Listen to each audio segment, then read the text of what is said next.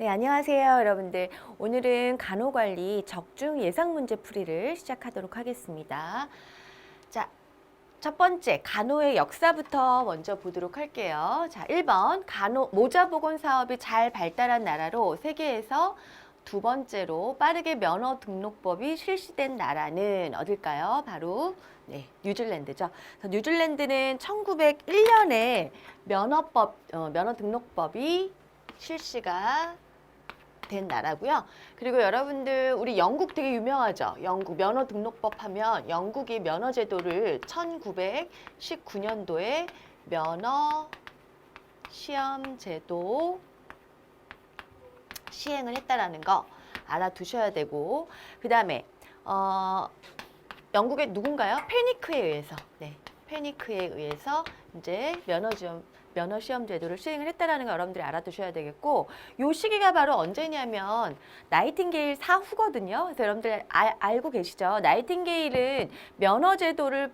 반대를 했어요. 그 이유는 뭐냐면 간호사는 사명감, 소명감에 의해서 어떤 천직이다라고 생각을 하고 간호를 시행을 해야 되는데, 면허 제도를 시행을 하고 이제 등록을 적용을 한 다음에 간호사가 등록법에 의해서 간호를 하게 되면은 아무래도 너무 너무 의무적으로, 사명이 아닌 의무적인 간호를 시행하게 된다. 그래서 그게 윤리에 어긋난다라고 생각을 해서 나이팅게일은 면허를 반대를 했습니다. 근데 페니크라고 하는 2차 간호 혁명을 일으킨 이 분이 어떤 사회적인 영역을 확장하기 위해서는 간호사도 면허 등록이 필요하다라고 해서 영국에서는 1919년도에 면허 제도를 시행을 했다라는 거 여러분들이 알아두시면 되겠습니다. 자, 그 다음에 중세 후기 간호에 대한 설명으로 옳은 것은 예요. 여러분들 일단은 조금 전체적으로 역사를 좀 봐야 되겠죠. 우리가 처음에 고대, 고대, 그 다음에 초기 기독교 시대, 그 다음에 중세, 그 다음에 근대, 그 다음에 현대.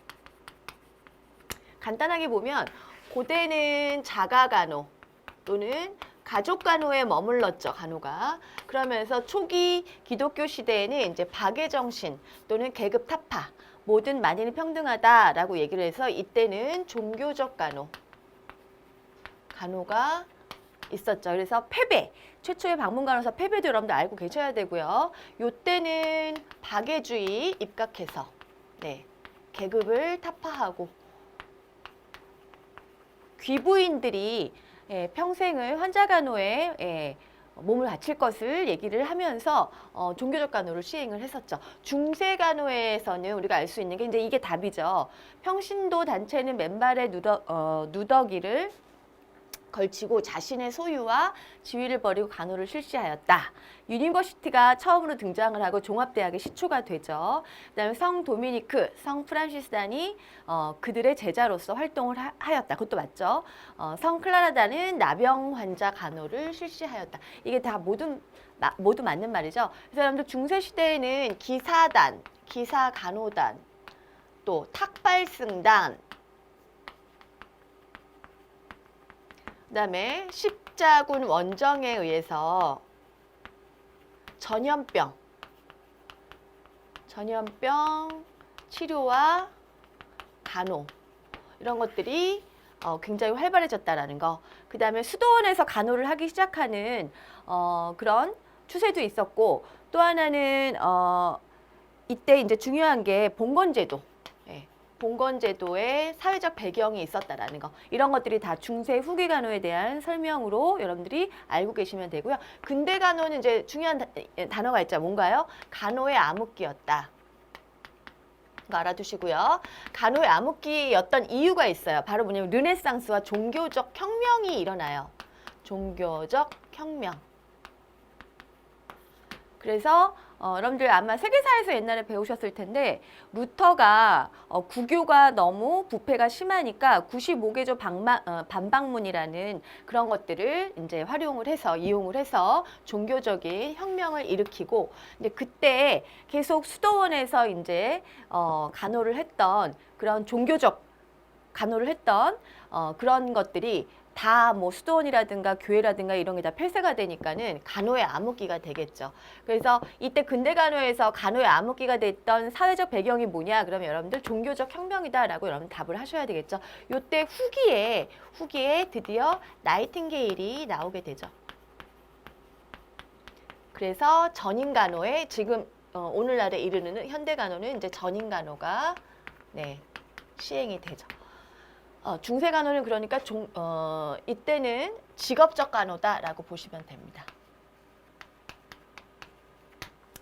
자, 그래서 여러분들 고대는 자가 간호, 가족 간호에 만족을 하다가 머물다가 초기 기독교의 귀부인들에 의한 종교적 간호, 박애주의 계급 타파의 어떤 이념에 입각해서 시행이 되어지고 중세 시대에는 직업적 간호가 이루어지는데 주로 수도원, 수녀원 이런 데서 간호가 시행이 되어지고 기사간호단, 탁발승단 그리고 십자군 원정이라고 하는 사회적 배경 때문에 전염병이 창궐하면서 그런 치료와 간호가 이루어지고요. 사회적인 배경은 이제 봉건제도 하에서 간호가 이루어졌다라는 거. 그냥 근대에 오게 되면서 종교적 혁명이나 르네상스 이런 것들이 사회적으로 일어나는데 그건 즉 간호의 암흑기로 접어들게 하는 어떤 배경이 되죠. 그 다음에 이제 현대에 접어들면서 전인 간호가 일어나게 되죠. 그래서 정답은 어쨌든 기역, 니은, 디귿, 리을 다 맞습니다. 그래서 여러분들 시대적인 간호의 변천사를 꼭 알아두셔야 되겠죠. 3번 볼게요. 대한민국 정부 수립과 함께 1948년 일어난 일로 올바른 조합은 자, 여러분들 우리 1948년에 대한민국 정부 수립과 함께 일어난 거는 ICN 정회원국 인정, 요거 맞죠? 그다음에 육군 간호장교단 조직, 요것도 맞죠? 그다음에 간호사업과 설치, 원래는 간호사업국이었어요. 간호사업국에서 간호사업과로 축소 개편이 됐습니다. 예산 때문에. 그래서 요것도 맞고요. ICN 최초 한국 대표 파견, 이건 틀렸죠? 그래서 답은 기역, 니은, 디귿 1번으로 하시면 되고요. 좀 보충 설명을 하자면은 우리 엄밀히 얘기하면 ICN 정회원국으로 인정이 된 거는 1949년에 스웨덴 스톡홀름에서 이제 정회원국으로 인정을 받았습니다. 그리고 또 하나 요때 일어났던 또 중요한 사건이 뭐냐면은 조선간호협회가 명칭이 바뀌어요. 조선간호협회가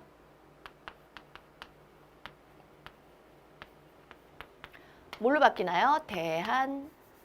대한간호협회로 명칭이 바뀌는 것도 요때 대한민국 정부 수립과 함께 48년 이후에 일어난 일이다라고 여러분들이 알아두시면 되겠습니다. 그래서 리을 빼놓고 기역, 니은, 디귿 1번 답을 하시면 됩니다. 간호 역사를 배우는 이유는 무엇일까요? 현재 문제를 해결하는 지침이 되기도 하고 선조들의 문제 해결 방식을 엿볼 수 있고 그다음에 간호 역사와 관련된 학문도 함께 배울 수 있고 직무관계를 명확히 하는 데 도움이 된다. 자, 이거는 간호 윤리죠. 그렇죠? 네. 간호 역사가 아니라 간호 윤리에 대한 거죠. 그래서 답은 기역, 니은, 디귿 1번이죠. 자, 5번 보도록 할게요. 다음 중 ICN 국제간호협회를 얘기하죠. ICN에 대한 설명으로 옳지 않은 것은 1899년 페니크 여사에 의해서 창립되었다. 맞죠? 간호직과 간호사를 대변하는 공식 기구로서 역할을 한다. 이것도 맞죠? 정치, 사상, 종교를 초월한 순수한 전문단체이다. 네, 이것도 맞죠? 총회는 5년마다가 아니라 2년마다입니다. 네, 2년마다 열리고요. 본부는 우리 세계보건기구의 본부가 어디 있나요? 예, 스위스 제네바에 있죠. 역시 ICN도 스위스 제네바에 있습니다. 틀렸고 스위스 제네바 예, 있습니다. 그래서 4번이 틀렸고요. 5번 우리나라 1949년 정회원국으로 가입하였다. 요거 아까 얘기했죠. 스웨덴의 스톡홀름에서 우리가 정회원국으로 가입을 인정을 받았다라고 얘기를 했습니다. 그래서 정답은 틀린 거는 4번이 틀렸네요. 자, 6번 볼게요. 국제 적십자사를 설립한 인물과 국가의 연결이 옳은 것은 이라고 했어요. 네, 답은 뭔가요? 스위스 앙리 듀낭이죠. 네, 답은 3번. 7번 십자군 전쟁으로 감염병이 늘어나자 요거 우리 언제 중세시대의 일이죠. 늘어나자 부상당한 군인을 치료하기 위해 창설된 간호단으로서 현재는 앰뷸런스의 시초가 되기도 한 것은 뭘까요? 바로 기사간호단입니다. 그래서 중세시대의 어떤 간호의 특징을 여러분들이 잘 숙지를 하고 계시면 풀 수 있는 문제죠. 자, 우리나라 간호 역사예요. 간호 교육제도에 대한 역사입니다. 순서대로 나열한 것은 정답은 3번이죠. 간호부 양성소. 우리가 1903년에 정동에 있는 보구여관 이라는 곳에서 간호부 양성을 하기 시작합니다. 그러면서 그 다음에 이제 고등간호학교가 생기고 요게 1946년이에요. 시대 그 연도도 잘 기억을 해두시고요. 그 다음에 간호고등기술학교가 1953년. 그러면서 그 다음에 간호학교로 되는데 간호학교가 바로 1962년. 2년이고요. 그 다음에 간호전문학교가 1970년이고요. 그 다음에 이제 최종적으로 간호전문대학이 1979년입니다. 그래서 자 보구여관에서 처음 시작한 간호부를 양성했던 곳이 보구여관이라고 얘기하고 1903년. 고등간호학교가 설립이 됐는데 그게 1946년. 그다음에 간호고등기술학교가 1953년. 그다음에 간호학교가 1962년. 간호전문학교가 1970년. 그다음에 간호전문대학이 79년. 요 순서와 연도도 같이 알아두시면 되겠습니다. 그다음에 간호 역사를 배우는 이유는 아이고 문제가 좀 잘못됐네요. 제가 한번 다시 얘기를 불러드릴게요. 중세간호에 영향을 미친 사회제도로 옳은 것은 요게 문제예요. 중세간호에 영향을 미친 사회제도는 수도원 중심이었다라는 거 요거 중요하죠. 요거 맞고요. 그 다음에 사회적 배경은 봉건제도였고 기사제도가 있었고요. 그 다음에 신부의 사제도는 아니죠. 주로 수녀원에서 간호를 많이 시행을 했었었죠. 그 이외에도 탁발승단이라든가 네. 탁발승단, 그다음에 기사간호단, 네 이런 단체들이 많이 있고 간호를 제공을 했었었죠. 그래서 답은 기역, 니은, 디귿으로 보시면 되겠습니다. 네. 그다음에 간호의 암흑시대를 초래하는데 직접적인 영향을 미친 게 사회적으로 어떤 배경이냐 이것도 이제 우리가 얘기를 아까 했는데 자 간호의 암흑시대가 생긴 거는 그 초기 기독교 시대를 넘어오면서 중세시대에 직업적 간호를 하면서 그 다음에 근대시대에 접어들면서 근대시대에 어떤 일이 벌어지나요? 근대시대에 르네상스와 문화 부흥이라고 하죠. 르네상스와 종교적 개혁이 일어나죠. 네. 그래서 부패된 구교를 타파하자라고 해서 여러 가지 종교적 개혁으로 인해서 여러 수도원이라든가 교회들이 다 문을 닫게 되죠. 그래서 거기서 간호를 했던 수녀원단이라든가 이런 것들이 다 없어지게 되면서 종교적인 어떤 간호의 암흑기가 오게 되죠. 그래서 정답은 뭔가요? 종교개혁이 답이겠죠. 그래서 정답은 5번으로 하시면 됩니다. 그다음에 11번. 크리미아 전쟁 당시 나이팅게일의 업적을 설명한 것이다. 옳은 것은 자, 나이팅게일은 어떤 업적들이 있을까요? 파견된 간호단의 조직적 활동과 권익 도모의 필요성을 인식을 했다. 일단 놔두고요. 은닉된 물자의 활용과 친지들을 통한 물자 자원을 의뢰했다. 이건 확실하게 맞죠. 간호사들의 자유로운 행동을 최대한 허용. 나이팅게일은 굉장히 보수적인 사람이었기 때문에 굉장히 엄격한 규칙을 엄격한 규칙을 간호사들에게 적용을 했습니다. 그래서 자유롭다라는 말이 틀렸어요. 그래서 디귿은 틀렸고 리을 군대의 위생제도 혁신과 관리제도 개선한 의뢰 나이팅게일의 굉장히 큰 업적 중에 하나가 위생제도 혁신을 한 거 굉장히 중요하죠. 그리고 은닉된 물자를 잘 활용을 해서 이제 간호에 제공을 했다라는 거 이런 것도 굉장히 중요하죠. 그래서 정답은 니은과 리을이 정답입니다. 3번을 정답으로 하시면 됩니다. 12번. 대한민국 정부 수립 후에 일어난 일이 아닌 것은 여기 보시면 정부 내 간호조직의 확대. 일단은 우리가 딱 눈에 한눈에 보이죠. 대한민국 정부 수립 후에 우리가 일어났던 것들이 ICN 정식 회원으로 가입했다라는 거, 그다음에 지방의 간호공무원 직위가 확대됐다라는 거, 여수 순천 사건이라고 그때 당시에 역사적으로 제주도의 어떤 우익 단체들이 학살을 당하는 그런 사건들이 있었습니다. 그래서 그때 간호가 되게 많이 필요로 한 그런 사회적 사건이 있었는데 요것도 맞고요. 그다음에 간호장교단 창단도 아까 문제를 통해서 풀었어요. 근데 정부 내 간호조직의 확대는 아닙니다. 그래서 답은 1번으로 하시면 되고요. 13번 고대에서 현대의 전문 간호에 이르기까지의 간호의 발전 과정으로 맞는 것은 아까 얘기했듯이 고대에는 가족 간호, 그러니까 자기 간호에서 가족 간호, 그다음에 이제 종교적 간호, 그다음에 직업 간호로 이어지죠. 답은 2번입니다. 그래서 자세히 보시면은 고대가 자기 간호와 가족 간호는 고대 간호가 되겠고, 그다음에 종교 간호는 초기 기독교, 그다음에 직업 간호는 뭔가요? 중세 간호죠. 그다음에 이제 간호의 암흑기에 이르르는 근대 간호, 그다음에 현대 간호 이렇게 이어지겠죠. 답은 2번으로 하시면 됩니다. 14번. 대한민국 정부 수립기 간호 발전 상황으로 옳은 것은 볼게요. 중앙정부 행정조직의 처음으로 간호 사업을 위한 독립적 직제가 구성된다.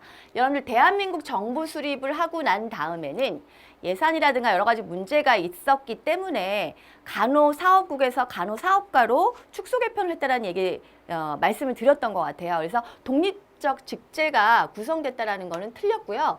그다음 대한민국 정부 기구가 편성됨에 따라서 예산 절감을 목적으로 간호사업은 축소되었다. 이거 맞죠?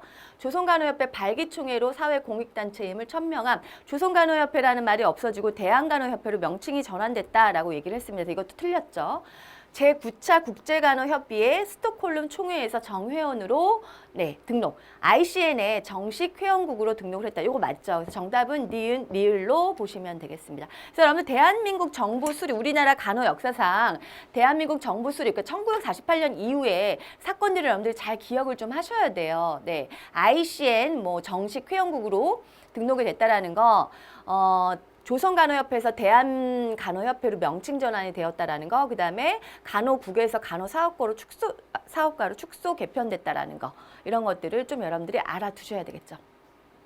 그 다음에 15번 1970년 4월 대한간호협의회 협회의 산하단체로 발족되고 74년 4월에 독립하여 7개 전공 분야별로 학술 활동을 하는 단체는 대한간호학회입니다. 그래서 여러분들 이거 그냥 암기를 해두시는 게 좋을 것 같습니다. 답은 1번이고요. 16번 한국간호를 구분하여 성장기라고 할 수 있는 1945년에서 1960년에 이루어진 것은 무엇일까요? 자, 제도화된 현대적 간호가 처음 실시되었다. 이건 아니죠.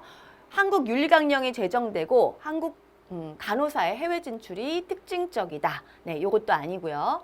대한간호협회로 명칭이 바뀌고 ICN의 정회원국이 되었다. 요게 맞죠? 1945년 60년도에 딱 중요한 사건들 중에 하나이죠. 답은 3번으로 하시면 됩니다. 17번 미국에서 나이팅게일 간호교육을 실시한 초기 간호교육기관은 바로 4번입니다. 벨뷰, 보스턴, 코티네컷 간호학교. 네, 그래서 여러분들 이거는 코티네컷이 아니라 코네티컷 간호학교인데 여러분들 이거는 그냥 암기를 해두셔야 되는 문제예요. 그래서 요거 벨뷰, 보스턴, 코네티컷 잘 알아두시면 되겠습니다. 18번 우리나라에서 최초의 현대적 간호교육이 시작된 계기는 언제일까요? 제중원의 의사 알렌의 요청에 의해 시작되었다. 요거는 아니죠. 제중원이라고 하는 건 이제 광해원이라고도 나중에 불리웠는데 여기서 이제 이거는 역사적으로 봤을 때 최초의 서양식 병원이다. 이렇게 그냥 알아두시면 되겠고요. 구한말 정부 산하의 대한의원에서 간호 인력의 필요성에 의해 시작된 것도 아닙니다. 그러니까 현대적 간호의 교육이 된 직접적인 원인은 바로 5번입니다. 서양의 선교단체에서 파견한 선교사에 의해서 시작되었다. 요게 정답입니다. 19번 다음 중 나이팅게일 업적에 대한 설명으로 옳지 않은 것은 나이팅게일은 사명감을 굉장히 강조했고요. 적십자사 창건에 영향을 주었습니다. 적십자사를 직접 창건한 건 아니지만 앙리 디낭이라고 하는 사람이 창건을 하는 거에 있어서 영향을 준 거는 맞죠. 면허 등록제를 확립하였다. 이거는 아니죠. 면허 등록제를 확립한 사람은 바로 페니크라고 했어요. 페니크. 네. 그래서 페니크가 나이팅게일 사후에 1919년도에 면허 시험제를 하면서 등록제를 시행을 했는데 나이팅게일은 간호가 굉장히 사명감이다라고 얘기를 했기 때문에 반대를 했어요. 면허 등록제를. 그래서 3번이 틀렸고 인도의 국민 보건 향상 및 위생시설을 관리하였다. 네, 이것도 맞고요. 그 다음에 간호사의 교육, 감독, 지도는 간호사에 의해 이루어져야 한다고 주장하였다. 네, 이것도 맞습니다. 그래서 틀리는 건 3번이 틀렸죠. 네. 20번, 역사상 최초의 방문간호 활동을 하였으며 가족 이외에 병자를 돌보는 일에 효시가 된 사람은 누구인가? 초기 기독교 시대에 간호가 계급탁화, 박애주의 이런 거에 입각해서 굉장히 종교적 색채가 되게 짙었죠. 그때 나타난 사람이 바로 페베라는 사람이 최초의 방문간호를 한 사람이죠. 답은 1번입니다. 페베. 자, 2장 보도록 할게요. 간호의 윤리 및 생명윤리의 원칙.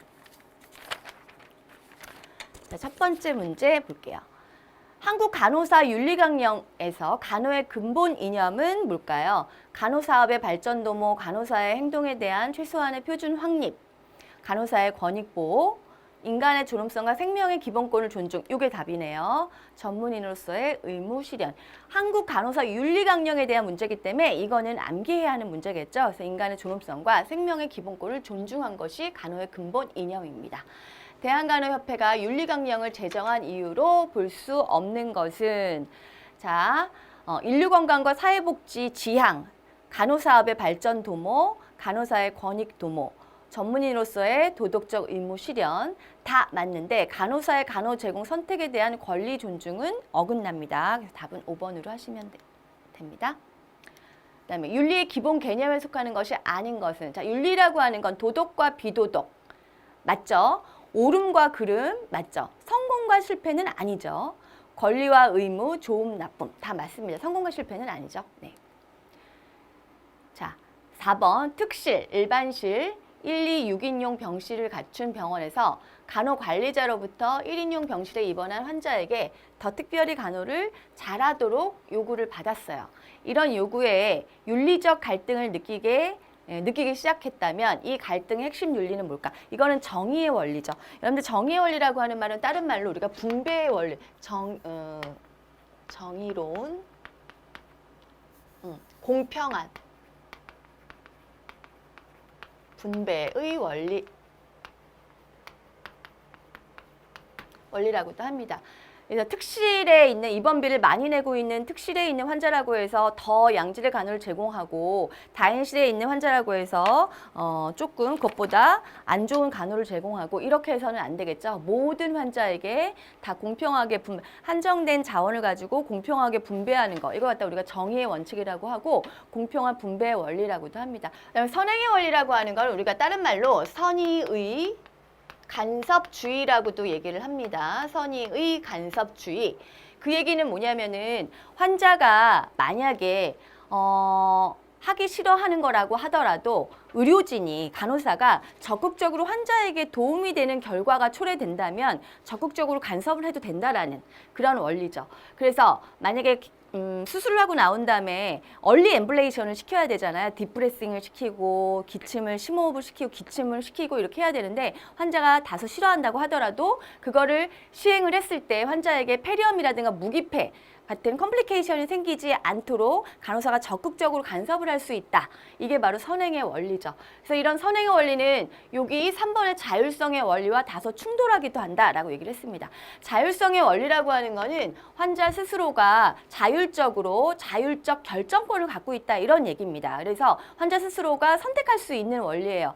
그렇기 때문에 우리는 사전 동의를 얻어야 되고 환자에게 사전 동의를 얻어야 되고 그 다음에 설명의 의무를 충실히 해야 되겠죠. 설명의 의무. 이런 것들이 전제가 되어져서 환자가 스스로 의료 소비자가 자율적으로 선택을 할 수 있는 권한 이런 것들이 자율성의 원리다. 이렇게 알아두시면 되고요. 의무의 원리라는 건 없고요. 그다음에 성실의 원리는 우리는 환자에게 성실하게 간호를 제공할 의무가 있다. 이게 성실의 원리입니다. 자, 5번. 간호사는 긍정적이고 적극적으로 대상자를 도와주고 선을 행하는 것으로 과거에도 이것을 행해야 했고 미래에도 이것을 행해야 한다. 이것은 무슨 원리일까요? 바로 선행의 원리겠죠. 아까 설명했던 내용입니다. 그리고 아까 설명 하나 안 했던 거, 악행금지의 원리는 간호사는 절대 이건 무해성의 원리라고도 해요. 무해성의 원리. 라고도 하는데 환자한테 절대 해가 되는 것은 어떠한 일이라도 해서는 안 된다. 이게 바로 악행금지의 원리고요. 5번에 대한 정답은 선행의 원리를 하면 되고 다른 말로 선의의 간섭주의라고도 합니다. 6번 볼게요. 자율성의 원칙이란 간섭이나 강요를 받지 않고 개인의 스스로 행동을 결정하도록 해야 한다는 원칙이다. 다음 중 환자의 자율성 원칙을 보장하기 위해 가장 좋은 장치는 자 여러분들이 아까도 얘기했듯이 환자가 자율적으로 뭔가 선택할 수 있는 권한이 반드시 있죠. 그러기 위해서는 그런 어떤 기회를 줘야 되겠죠. 그게 바로 사전 동의입니다. 네, 사전에 충분히 설명의 의무를 하고 환자가 동의를 했을 경우에 환자의 자율성이 충분히 권한이 펼쳐지는 거죠. 그래서 정답은 사전 동의라고 하시면 됩니다. 그다음에 7번. 간호사가 병동 근무에 늦게 나오는 일, 환자의 약을 정해진 시간보다 늦게 투약하는 일, 그다음에 멸균 소독 시간을 대강 짐작, 측정하는 일 등이 있다. 이 간호사에게 결여된 인격적 자질은 무엇일까요? 자, 일단은 볼까요? 간호사가 병동 근무에 늦게 나왔어요. 이거는 근태에 관한 거죠. 이건 성실성에 문제가 있는 거죠. 자, 병동에 늦게 나온 거. 이거는 성실, 그렇죠? 성실성을 어긴 거고. 그다음에 정해진 시간보다 늦게 투약을 했어요. 투약의 원칙 중에 우리 파이브라이트 다 배웠죠. 정확한 시간에 정확한 대상자에게 정확한 용량을 정확한 방법으로 투여를 해야 된다. 그리고 정확한 약을 투여해야 된다. 이게 파이브라이트인데 지금 정확한 시간에 투여를 해야 되는데 지금 늦게 투여를 했대요. 그러면 정확성을 어긴 거겠죠. 그래서 이건 정확성을 어긴 거고. 그렇죠? 그다음에 멸균 소독 시간을 대강 짐작 측정하는 일. 지금 멸균 소독 시간을 모르는 게 아닌 것 같아요. 알면서도 살짝 귀찮으니까 소독 시간을 어겼어요. 살짝 자기가 스스로 짐작을 하고 이거는 정직의 문제가 있는 거죠. 그렇죠? 네. 그래서 세 가지를 포함하고 있는 거를 답으로 하시면 되겠죠. 성실, 이 간호사는 성실과 정확성과 정직을 지금 어겼다라고 볼 수가 있겠죠. 그래서 답은 1번입니다. 네, 환자가 응급수술을 해야 하는 상황에서 보호자가 수술을 거부를 하고 있어요. 이에 한 의사는 치료를 하지 않으면 해가 될 수 있는 상황만 설명하였고 다른 한 의사는 무작정 수술을 시행을 하였습니다. 이 경우 각자의 윤리 원칙은 무엇일까요? 자, 일단은 요거는 지금 두 가지 원칙이 충돌을 하고 있는데 환자가 지금 수술 꼭 해야 됨에도 불구하고 수술을 지금 거부하고 있죠. 이거는 환자의 자율권이죠. 그래서 자율성의 원칙이고 그다음에 반드시 수술을 해야지만 환자에게 좋은 일이 있을 수 있기 때문에 의료진 입장에서는 약간 선의의 간섭주의로 약간 강제적으로 수술을 시행할 수도 있겠죠. 이거는 선행의 원칙이죠. 원리죠. 그래서 항상 자율성의 원리와 선행의 원리가 항상 충돌하는 경우가 되게 많습니다. 정답은 4번으로 하시면 됩니다. 자율성과 선행의 원리. 자, 9번. 병원윤리위원회에 대한 설명으로 옳지 않은 것은 환자의 생명 유지를 위한 노력을 한다? 병원윤리위원회에서 하는 거는 아니죠. 이게 정답이네요. 딱 봐도 교육의 장이나 자원을 공급을 하고 법정이 할 수 있는 것보다 개별 사례에 더 민감할 수 있고요. 체계적인 의사결정 절차를 확보하는 기전을 제공한다. 병원 직원의 윤리의식을 고취시키는 다 맞는 말이네요. 환자의 생명 유지를 위한 노력은 의료진이 해야 할 노력이겠죠. 그렇죠? 이건 틀렸죠. 10번. 병 인식이 없는 정신질환자가 투약 거부 시 간호사는 어린아이처럼 달래거나 강제로 투약하는 경우가 많습니다. 이러한 간호사의 행위가 도덕적으로 정당화될 수 있는 상황은 자, 의사결정 능력이 손상을 입었을 경우에는 약간 간호행위의 어떤 도덕적으로 강제성을 우리가 행사할 수가 있습니다. 그 다음에 투약 결과 치료 효과가 명확할 때도 우리가 좀 강제적으로 행사할 수 있죠. 그다음에 환자가 후에 강요된 투약을 받아들이는 것이 확실할 때 환자가 만약에 의사결정 능력이 손상되지 않았다면 강요된 투약이 나쁘지 않다라고 환자가 나중에 사후에 생각을 한다. 이것도 반드시 명분이 있는 거죠.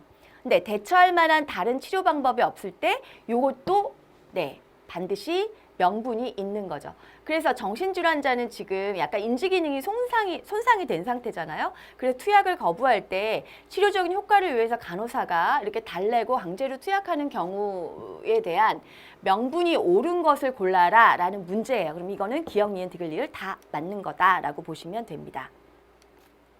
11번 항암제 개발 시 아직 약의 효과, 효능, 부작용이 밝혀지지 않은 상태에서 요구되는 윤리적 원칙. 지금 안전한지도 모르는 상태에서 만약에 이거를 투약을 했다. 이러면 어떤 원칙을 위배한 걸까요? 바로 무해성 원칙을 위배한 거겠죠. 다른 말로 이걸 뭐라고 하나요? 악행 금지의 원칙이죠. 네.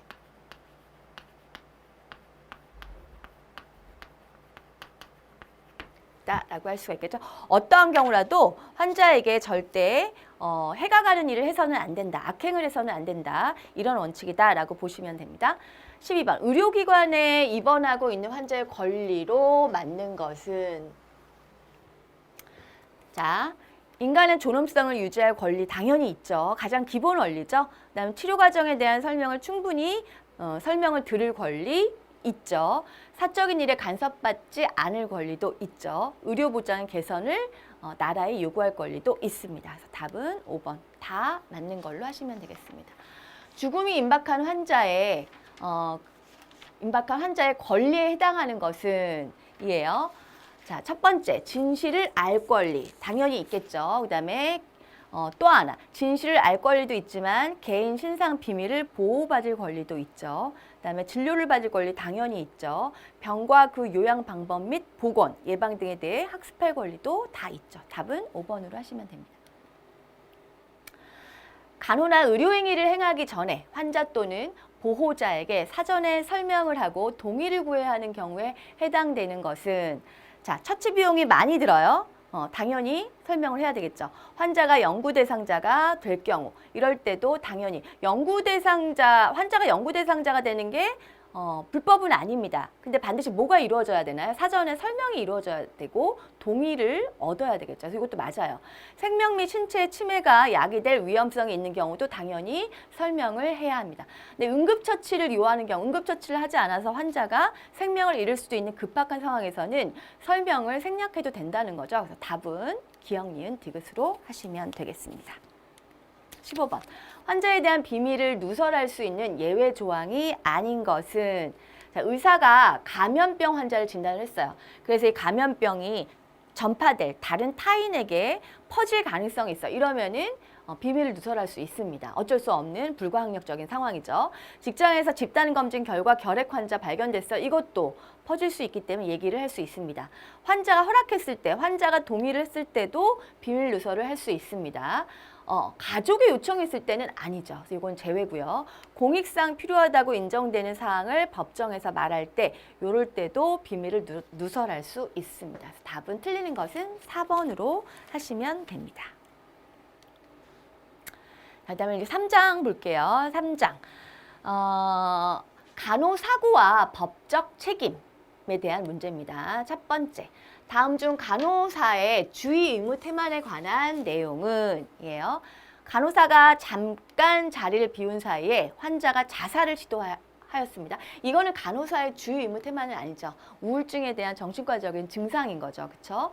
그래서 간호사가 반드시 조심을 했지만 예상할 수 없는 이런 문제들이 생겼을 경우에 이거는 주의의무 태만에 해당되지는 않습니다. 2번, 마취 주사를 놓다가 환자의 팔에 멍이 들고 마비가 일어났어. 이거는 엄밀히 말하면 간호사의 잘못이죠. 그렇죠? 그래서 간호사 주의의무 태만으로 인해서 이렇게 환자의 팔에 멍이 들고 마비가 일어났다라고 할 수가 있겠죠. 그래서 답은 2번으로 하시면 되고요.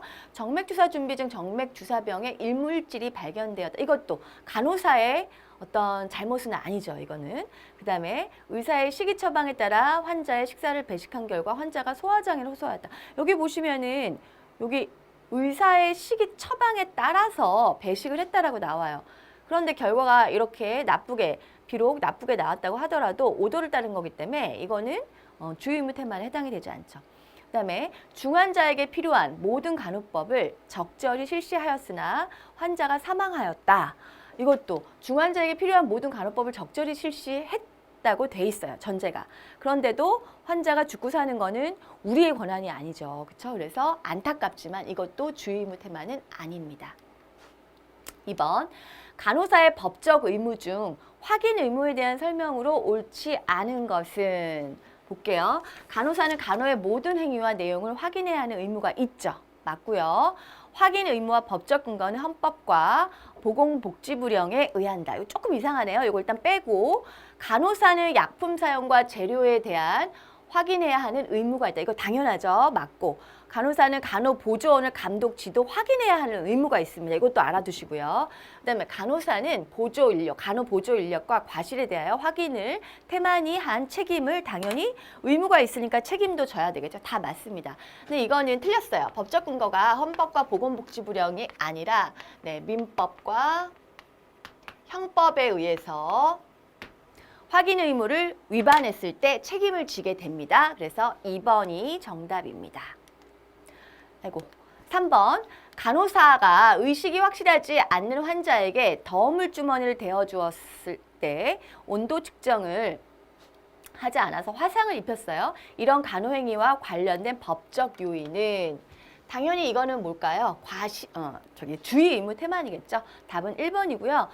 우리가 어떤 일이 벌어질 수 있을 거라는 걸 예상을 하고 그래서 결과 예견의 의무 또는 결과 회피의 의무라고도 하는데 그 결과가 일어날 것에 대해서 안전장치를 미리 준비를 해야 된다는 거예요. 그렇다면 이런 뜨거운 더움을 주머니를 대줄 때는 화상을 입을 수도 있다는 걸 미리 예견을 해야 되는 거죠. 그래서 그거를 회피하기 위해서 어떻게 싸개로 싸서 준다라든가 또는 온도를 자주 측정한다라든가 이런 안전장치가 미리 있었어야 되는 거죠. 그거를 위반했을 때는 뭐예요? 주의 의무 태만이라고 할 수 있습니다. 자, 4장 전문 직관입니다. 1번, 간호 전문직의 특성에 대한 설명으로 옳은 것은 윤리강령을 가지고 있다. 맞죠? 고유한 지식체계를 가지고 있습니다.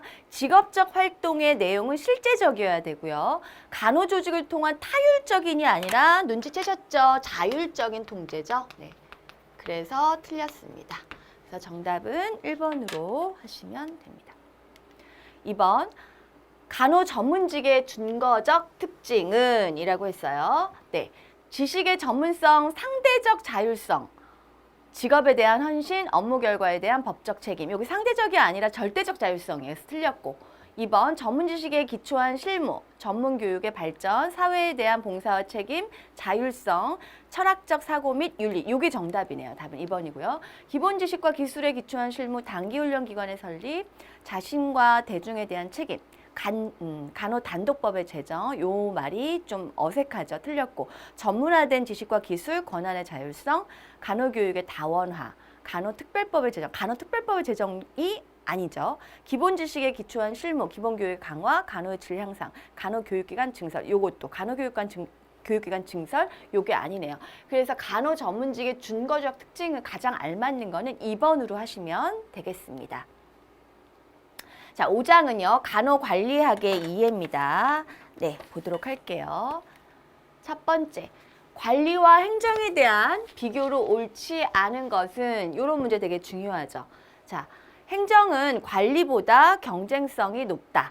행정보다 관리가 훨씬 경쟁성이 높습니다. 자, 그래 틀렸죠? 답은 1번이 틀렸습니다. 여러분들 행정은 굉장히 법적이고 제도권 안에서 이루어지는 거다라고 보시면 되고요. 관리 같은 경우에는 아주 목표가 분명하고 단일적이고 법적 제약이 좀 낮다라는 거, 그리고 경쟁성이 굉장히 높다라는 거, 그리고 또 강제성이라든가 정치성의 특징이 좀 별로 없다라는 거, 이게 관리의 특징입니다. 그래서 조금 엄격하게 법적 규제 이런 것들을 조금 더 중요하게 생각하는 게 바로 행정이다, 이렇게 보시면 됩니다. 그래서 1번은 경쟁성은 뭐가 더 높다? 행정보다 관리가 더 높다. 그래서 1번이 틀렸습니다. 간호 업무의 표준화를 설명하기 위한 가장 적절한 관리 이론은, 자, 여기 딱 단서가 있어요, 여러분들. 표준화. 표준화하면 뭔가요? 과학적 이론이죠. 그래서 과학적 이론 같은 경우에는 업무를 표준화하고 분업화하고 전문화하고 해서 굉장히 생산성을 높이는 거, 이렇게 여러분들이 알아두시면 되겠습니다. 그래서 과학적 이론을 답을 하시면 됩니다. 그거에 대한 어떤 단점, 너무 비인간적이고 그런 건 단점을 보완하기 위해서 나중에 나온 게 바로 인간관계론이죠. 네, 같이 알아두시고요. 관리 이론 중 조직의 친밀감, 기대감, 자발성, 그다음에 비공식적 요소가 임금, 근로조건, 휴식시간과 같은 물리적 환경보다 생산성에 더 많은 영향을 준다고 설명하는 관리 이론은 아주 인간적인 거에 치중을 한 바로 이른바 뭐예요? 메이오의 무슨 효과? 호선 효과. 다 아시죠? 어떤 물리적인 임금이라든가 근무 환경이라든가 복리후생 이런 것보다도 안정감을 느낄 수 있고 성취감을 느낄 수 있고 어떤 기대감을 느낄 수 있는 어떤 심리적인 그런 심리적인 만족감이 훨씬 물리적인 만족감보다 효과가 더 높고 생산성을 더 높이더라, 이런 효과죠. 그래서 이거는 인간관계론이에요. 그래서 여러분들 호선 효과 꼭 알아두셔야 됩니다.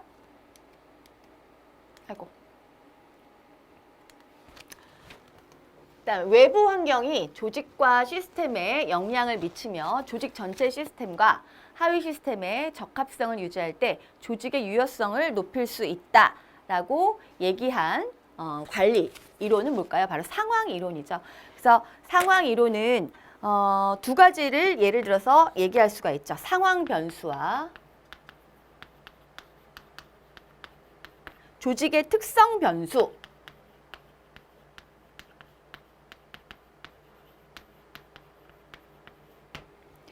그래서 상황 변수라고 하는 거는 외부 요인에 해당이 되고요. 외부 요인. 조직의 특성 변수는 조직의 각각의 특성이 다 다르겠죠. 이런 내부 요인, 내적 요인이에요. 그래서 말 그대로 이런 여러 가지 외부적인 요인, 상황 변수와 조직 각각 특성에 대한 내적 요인에 따라서 상황이 달라져야 된다라는, 그래서 어떤 시스템이 달라져야 된다. 그래서 그게 적합성을 유지해야지만 유효성을 높일 수 있다라고 얘기한 게 바로 상황 이론입니다. 현대에 현대에 와서 이제 사람들이 지지하기 시작한 이론이 될 수가 있겠죠.